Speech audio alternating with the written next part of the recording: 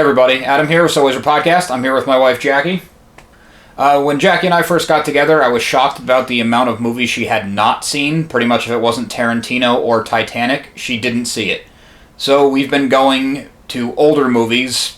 Classics might be a generous word, but older movies, and most recently we watched Roadhouse.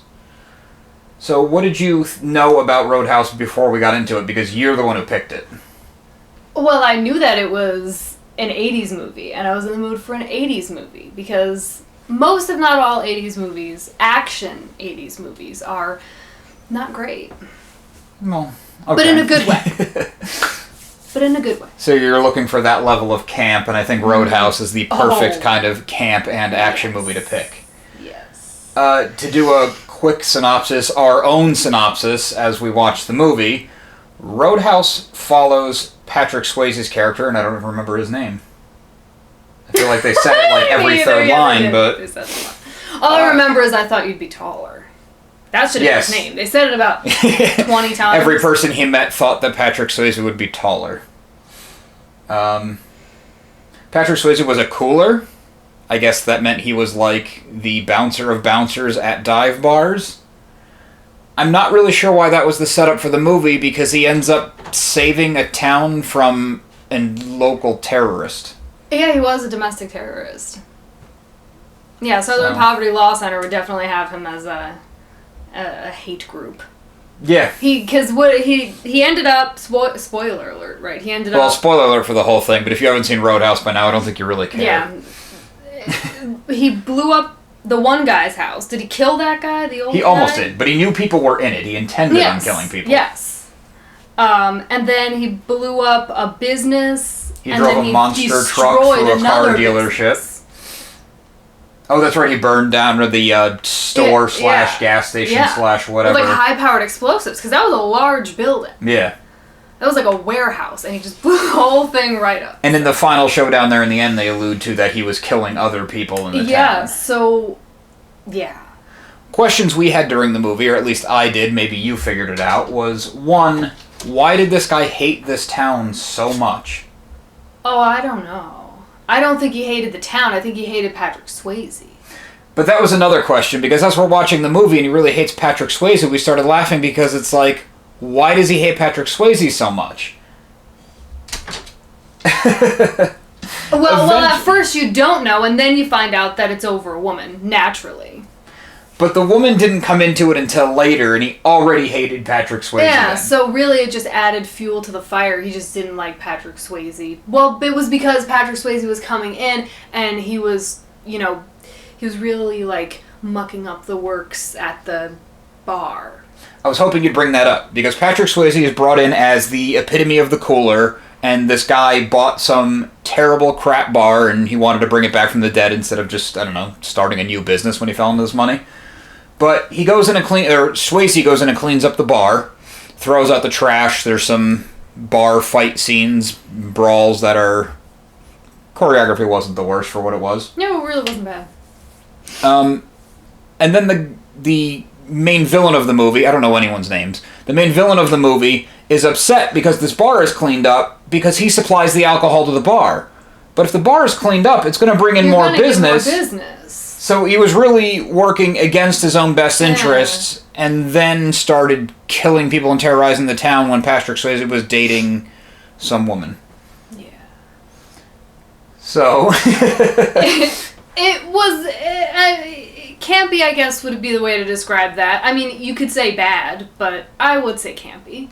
Campy for sure. We enjoyed it. Oh, it served its purpose. It killed an evening, and we weren't mad. That's exactly what I wanted from that movie. I did not get... I have to tell you, after everything I knew about the movie... Because it's been parodied to death. That I got nothing more or less out of it than I thought I would. Okay. I feel like that's a fair assessment. I had seen Roadhouse previously, but I forgot a lot of stuff, and one thing I forgot was the Tai Chi. Oh, there was a lot of shirtless Tai Chi with the villain watching him from across a pond for some reason. Oh, and can we swear here? Yeah. Oh, and the I used to fuck guys like you in prison line was one of my favorites. Yes, I forgot about that. He uses that as a taunt the villain had this main henchman who really took it personally to go after Patrick Swayze, and that is what he used to taunt him with before he was chased down on a motorcycle. It just felt meaning really he was on the motorcycle place. and Swayze was on foot. It was out of place. Oh yeah, and then he does the jump over top of the motorcycle. Yeah, that's classic 80s. And what did you think about that henchman's death scene? I mean, come on, what do you want me to say? It was not. It was. Came out of nowhere? It did come out of nowhere, and it kind of reminded me of like a campy Chinese like martial arts movie. Yeah, I think there was a lot of like who can do that? Who can rip somebody's throat out? I think we discussed this, and we kind of came to the conclusion that no one can do that unless you're. I mean, maybe like a. I think you needed some assistance Shaolin getting in there. Monk or something. I mean, maybe then you could convince me someone like that could do it.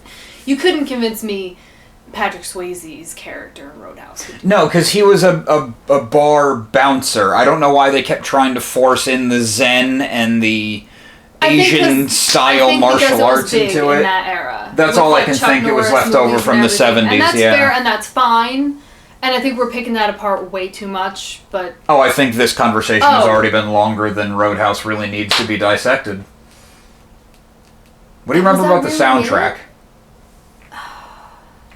Very 80s, that's all. Yeah, I don't remember much about it, which is kind of weird because I know there was a live band and he was friends with the blind guitar player, who I think was really a blind guitar player. Yeah. But for a movie about dive bars, well, a movie that was supposed to be about dive bars and became about a war over a town, I remember nothing of the soundtrack.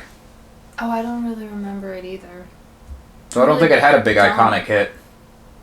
It probably did, but I just don't remember. I think the biggest things that came out of Roadhouse was it's time to be cool until it's not. It's time to be nice until, or it's you have to be nice until it's time not to be nice. Yeah, it was something really clunky, but that was supposed to be his catchphrase. Was that his catchphrase? He only said it once. Well, okay, maybe not catchphrase, but that was like... It was one of the that's a line that gets repeated a lot. Yeah. That one, I thought you'd be bigger, and I think that's pretty much it. Yeah, I thought you'd be taller. Or I thought you'd be taller. Yeah. Okay, well, do you want to give Roadhouse a 1 out of 5 rating? Or do you want to skip that? Is 5 the best and 1 is the worst? Yes, let's go with that. Oh, I mean... Okay, are we basing it on other 80s movies? We're basing it on just your score. Just my score, like if I'm also scoring it along with my favorites. Just scoring it, what did you feel about it? Okay, because if I'm looking at it and I'm saying, alright, my favorite movie, one of my favorite movies of all time, say, is Kill Bill. If I'm putting that at a 5, I'm putting Roadhouse like a 2. Okay. Max. I don't really think it's fair to compare anybody to Quentin Tarantino. Well, yeah, but if I'm comparing it to other 80s movies, it would have to be a 5 because I thought it was perfect. That's all over the map. For that. Well, I mean, you're comparing it to things like Top Gun that we also have watched. Yeah, we'll do a video on that. And what are some of the other ones that we've been doing? Top Gun, Beverly Hills Cop. Air Force One, Beverly Hills. Okay, if I'm Beverly Hills Cop was very good. And if I'm comparing it to Beverly Hills Cop, it also gets like a 2 or a 3 because Beverly Hills Cop was a good movie on its own. 80s or no? Yeah, it really stands the test of time, but we'll get into that one. Okay, I would put it at a 3 because technically... Overall? Like if the best...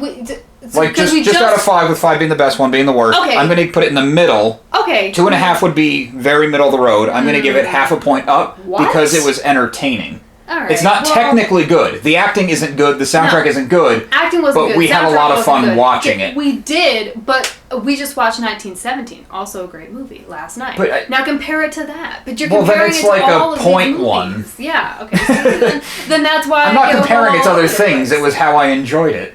Okay, how I enjoyed it. Yeah, it would be like a 3 or a 4. It was so that I guess that's the most fair assessment. How I enjoyed it, a 3 or a 4.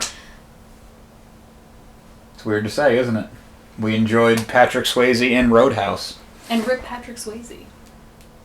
Yeah. With a lot of hair. No, I mean like rest in peace Patrick Swayze. He's dead. Oh, that's right, yeah. That is too bad.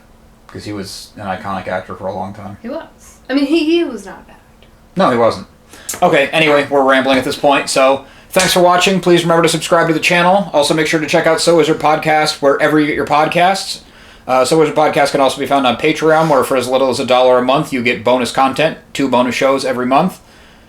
Also, make sure to go to SoWizardPodcast.com for reviews, recommendations, merchandise, and more. We love hearing feedback, so drop us a note in the comments or leave us something on social media. All the accounts can be found after the show. Thanks.